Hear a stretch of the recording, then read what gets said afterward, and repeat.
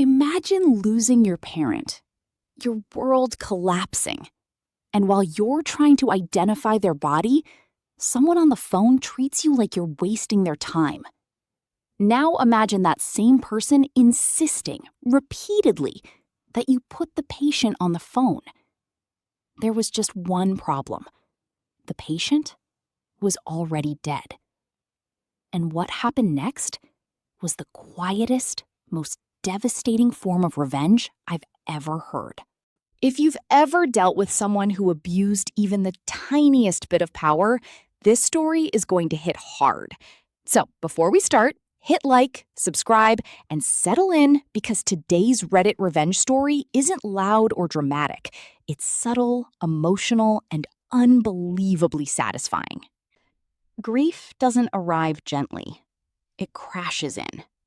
One phone call, one sentence, and suddenly the world stops making sense.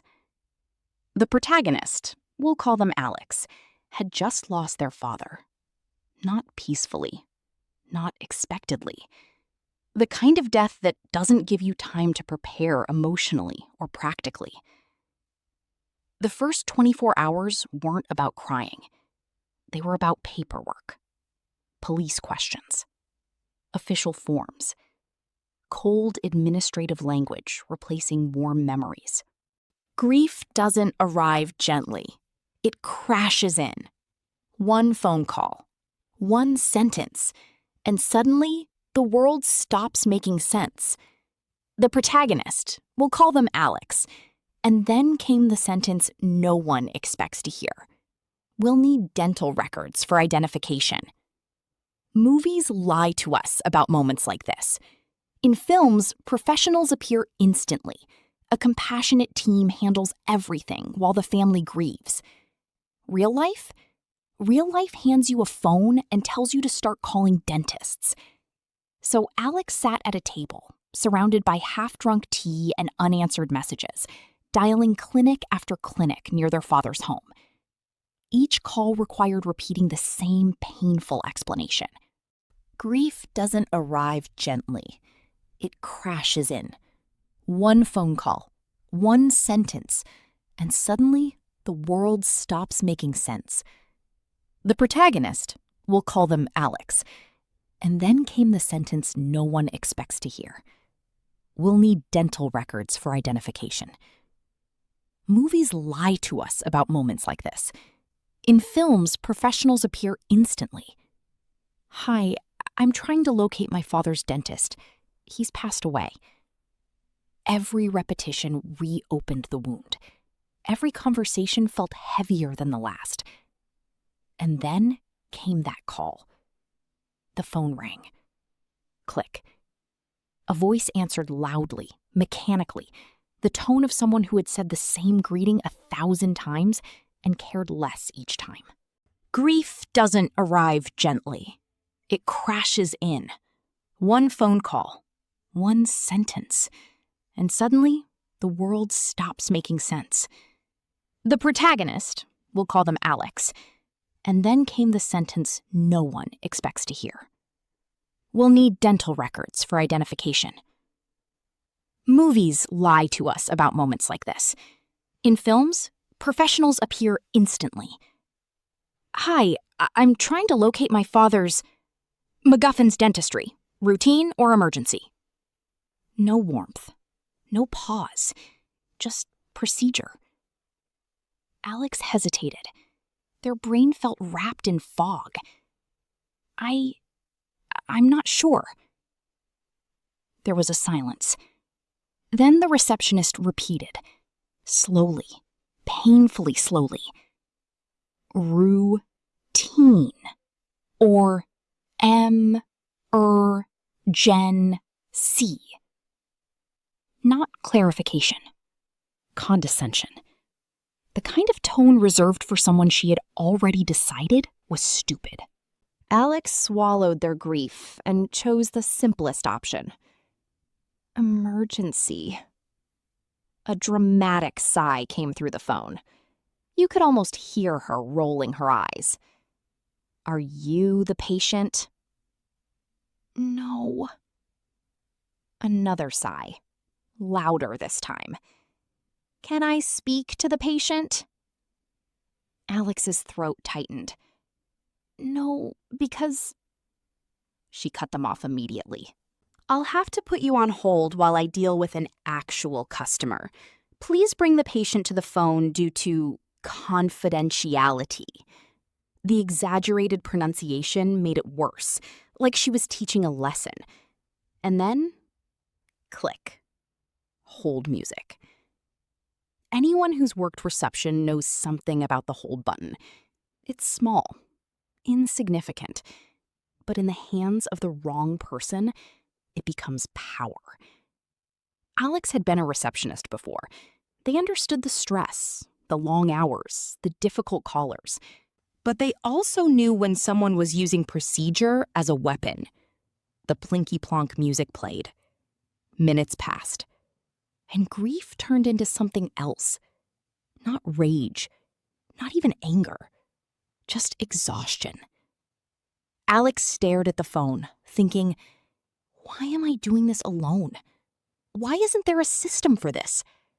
Why does something already unbearable have to be made harder by strangers? Finally. Click. The receptionist returned. Another exaggerated sigh. "Is the patient ready to speak to me now?" There are moments in life where emotion disappears completely, where calm replaces chaos. Alex felt it instantly. The sadness settled. The frustration sharpened. And in the most controlled voice possible, they replied, "No, he isn't." A pause. Then calmly, clearly, "Because he's deceased, and the police need his dental records for identification by the coroner." Silence. Not awkward silence. Heavy silence. The kind that forces someone to confront exactly what they've done. On the other end of the line, the receptionist didn't apologize, didn't express sympathy. Instead, Alex could almost hear irritation, as if she hadn't won the interaction. As if the situation itself had refused to follow her script. Her authority had evaporated. The power dynamic flipped instantly. No raised voice, no insults, no argument. Just reality. And reality hit harder than anger ever could. The receptionist stiffly responded that her manager would call back. Professional tone restored.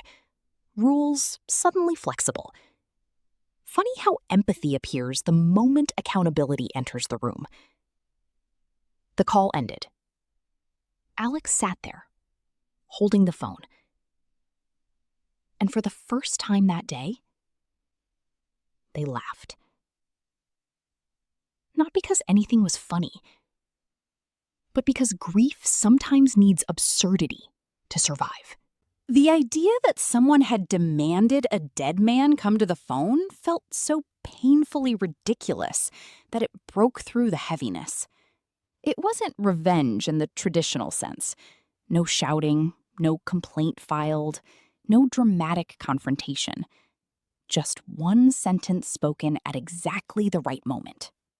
He's deceased. And the realization that sometimes the most powerful response isn't anger. It's truth. Later, Alex thought they probably should have filed a complaint, reported the receptionist, escalated the situation. But honestly, customer retention at a dental clinic ranked pretty low on the priority list that day. Grief rearranges your values. Petty conflicts stop mattering. What remained wasn't resentment toward the receptionist, just a strange memory carved into an awful day. A tiny moment of accidental justice. A reminder that kindness costs nothing, but its absence can wound deeply. Here's the thing most people don't talk about. When someone dies, you don't just mourn them. You navigate a world that keeps moving like nothing happened. Phones still ring, forms still exist, strangers still follow scripts. And sometimes, those scripts collide brutally with human pain. The receptionist probably forgot the call within hours. But for Alex, it became unforgettable. Not because of cruelty alone, but because of what came after. The dark humor, the absurdity, the realization that even on the worst day of your life, you can still reclaim a tiny piece of dignity. The real revenge wasn't humiliating the receptionist. It was watching authority crumble in the face of truth. She had tried to control the interaction, tried to assert rules, tried to reduce a grieving person into just another task. And with one calm sentence, Alex forced her to confront the human reality she had ignored. No yelling required, no cruelty returned, just silence and understanding. Sometimes justice isn't loud. Sometimes justice is simply making someone realize, too late, that empathy should have come first. Life has a strange way of mixing tragedy with moments of unexpected humor.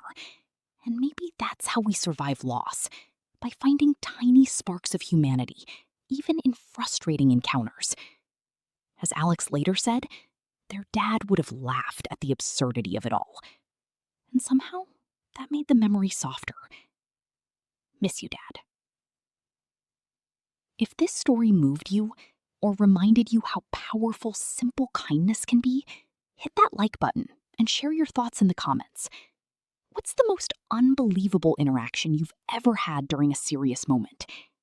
And if you want more emotionally gripping Reddit revenge stories every week, don't forget to subscribe, because the next story might be even more satisfying. See you in the next one. Radio Sparkle Words.